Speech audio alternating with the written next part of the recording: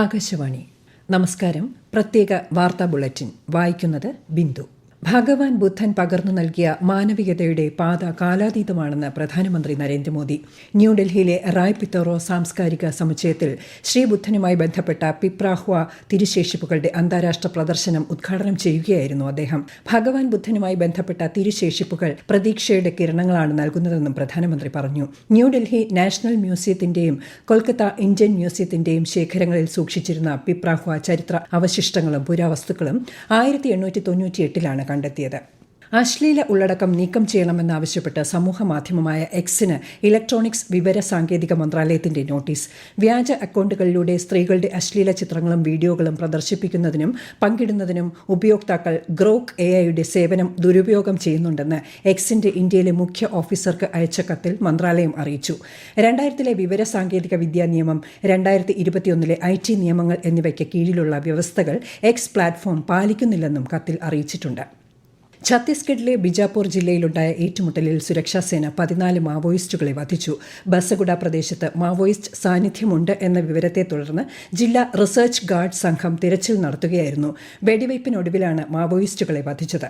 കേരളത്തിൽ തീവ്ര വോട്ടർ പട്ടിക പരിഷ്കരണത്തിന്റെ ഭാഗമായുള്ള കരട് വോട്ടർ പട്ടികയിലെ ഹിയറിംഗ് ജനങ്ങൾക്ക് ബുദ്ധിമുട്ട് ഉണ്ടാകാത്ത രീതിയിൽ നടത്തുമെന്ന് മുഖ്യ തെരഞ്ഞെടുപ്പ് ഓഫീസർ രത്തൻ യു കേൽക്കർ തിരുവനന്തപുരത്ത് വിളിച്ചു ചേർത്ത അംഗീകൃത രാഷ്ട്രീയ പാർട്ടികളുടെ സംസ്ഥാനതല യോഗത്തിൽ സംസാരിക്കുകയായിരുന്നു അദ്ദേഹം. ശാരീരിക ബുദ്ധിമുട്ട് ഉള്ളവർക്കും പ്രായമായവർക്കും പ്രവാസികൾക്കും നേരിട്ട് വരാതെ തന്നെ ഹിയറിംഗ് നടത്താൻ സൗകര്യം ഒരുക്കുമെന്നും ശ്രീ രത്തൻ യു കേൽക്കർ അറിയിച്ചു.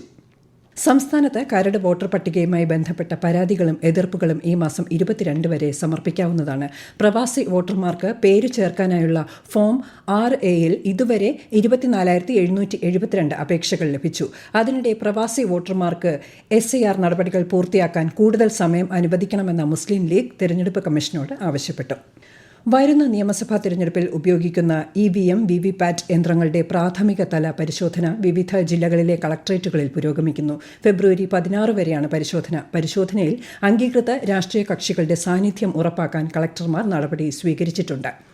മുൻ മന്ത്രി ആന്റണി രാജുവിനെ കുറ്റക്കാരനാണെന്ന് കണ്ടെത്തിയ തൊണ്ടി മുതൽ തിരിമറി കേസിൽ തിരുവനന്തപുരം നെടുമങ്ങാട് മജിസ്ട്രേറ്റ് കോടതി അല്പസമയത്തിനകം ശിക്ഷ വിധിക്കും. കുറ്റപത്രം സമർപ്പിച്ച 19 വർഷങ്ങൾക്ക് ശേഷം കേസിൽ ആന്റണി രാജു കുറ്റക്കാരനാണെന്ന് കോടതി കണ്ടെത്തുകയായിരുന്നു.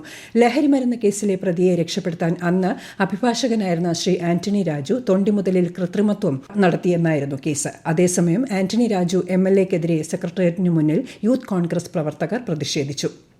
കേരളത്തിലെ സർക്കാർ എയ്ഡഡ് സ്കൂളുകളിലെ അധ്യാപക നിയമനങ്ങൾക്കും സ്ഥാനക്കയറ്റങ്ങൾക്കും KTET നിർബന്ധമാക്കി പൊതുവിദ്യാഭ്യാസ വകുപ്പ് പുറത്തിറക്കിയ ഉത്തരവ് മരവിപ്പിച്ചതായി വിദ്യാഭ്യാസ മന്ത്രി വി ശിവൻകുട്ടി. KTET നിർബന്ധമാക്കിയ സുപ്രീംകോടതി ഉത്തരവിനെതിരെ പുനഃപരിശോധനാ ഹർജി സമർപ്പിക്കുമെന്നും അദ്ദേഹം അറിയിച്ചു. 29ാമത് ദേശീയ യുവോത്സവത്തിന്റെ ഭാഗമായി ഈ മാസം 9 മുതൽ 12 വരെ ന്യൂഡൽഹിയിലെ ഭാരത് മണ്ഡപത്തിൽ സംഘടിപ്പിക്കുന്ന വികസിത് ഭാരത് യങ് ലീഡേഴ്സ് ഡയലോഗിൽ കേരളത്തിൽ നിന്നും 35 പേർ പങ്കെടുക്കും. ദേശീയ മത്സരങ്ങളിൽ പങ്കെടുക്കുന്ന സംഘങ്ങൾക്ക് തിരുവനന്തപുരം ലോക് ഭവനിൽ മറ്റന്നാൾ വൈകിട്ട് 6 മണിക്ക് ഗവർണർ രാജേന്ദ്ര വിശ്വനാഥ് ആർലേക്കർ യാത്രയയപ്പ് നൽകും. മേര യുവ ഭാരത് പോർട്ടലിൽ സംഘടിപ്പിച്ച ക്വിസ് മത്സരത്തിൽ 1 ലക്ഷത്തിലധികം പേരാണ് പങ്കെടുത്തത്. കേരള സംഘം ചൊവ്വാഴ്ച ന്യൂഡൽഹിയിലേക്ക് യാത്ര തിരിക്കും. കേന്ദ്ര സർക്കാരിന്റെ വിവിധ പദ്ധതികളെക്കുറിച്ച് ആകാശവാണി പ്രാദേശിക വാർത്താ വിഭാഗം തയ്യാറാക്കുന്ന പ്രത്യേക ചർച്ചകൾ തിങ്കളാഴ്ച ഒഴികെയുള്ള ദിവസങ്ങളിൽ പ്രക്ഷേപണം ചെയ്യുന്നു. സർക്കാർ പദ്ധതികളെക്കുറിച്ചുള്ള വിശദമായ വിവരങ്ങൾ ജനങ്ങളിൽ എത്തിക്കുകയാണ് ലക്ഷ്യം. പ്രധാനമന്ത്രി മത്സ്യസമ്പദ യോജനയെക്കുറിച്ചുള്ള ചർച്ചയുടെ ആദ്യ ഭാഗം ഇന്ന് രാത്രി 11 മണിക്ക് കേൾക്കാം. Central marine fisheries research institute വിഴിഞ്ഞം റീജിയണൽ സെന്ററിലെ സീനിയർ സയന്റിസ്റ്റ് ഡോക്ടർ സൂര്യ S സംസാരിക്കുന്നു. അമേരിക്കയുടെ വ്യോമാക്രമണങ്ങളെ തുടർന്ന് വെനസ്വേലയിൽ ദേശീയ അടിയന്തരാവസ്ഥ പ്രഖ്യാപിച്ചു. കാരക്കാസിൽ 7 സ്ഫോടനങ്ങൾ നടന്നതായും വിവിധ സംസ്ഥാനങ്ങളിലെ സൈനിക താവളങ്ങൾ ആക്രമിച്ചതായും വെനസ്വേല സർക്കാർ അറിയിച്ചു. അതേസമയം വെനസ്വേല വ്യോമ അതിർത്തിയിൽ US വാണിജ്യ വിമാനങ്ങൾക്ക് വിലക്ക് ഏർപ്പെടുത്തി. ദക്ഷിണാഫ്രിക്കയ്ക്കെതിരായ അണ്ടർ-19 പുരുഷ ഏകദിന ക്രിക്കറ്റ് പരമ്പരയിലെ ആദ്യ മത്സരത്തിൽ ഇന്ത്യയ്ക്ക് ബാറ്റിംഗ്. ടോസ് നേടിയ ദക്ഷിണാഫ്രിക്ക ഫീൽഡിംഗ് തിരഞ്ഞെടുക്കുകയായിരുന്നു. ഒടുവിൽ റിപ്പോർട്ട് ലഭിക്കുമ്പോൾ ഇന്ത്യ 28 ഓവറിൽ 4 വിക്കറ്റ് നഷ്ടത്തിൽ 126 റൺസ് എടുത്തിട്ടുണ്ട്. 3 മത്സരങ്ങളുള്ള പരമ്പര ദക്ഷിണാഫ്രിക്കയിലാണ് നടക്കുന്നത്.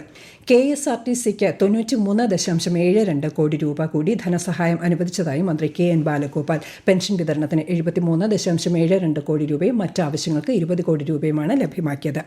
പ്രത്യേക വാർത്താ ബുള്ളറ്റിൻ കഴിഞ്ഞു. അടുത്ത വാർത്താ പ്രക്ഷേപണം വൈകുന്നേരം 6:30.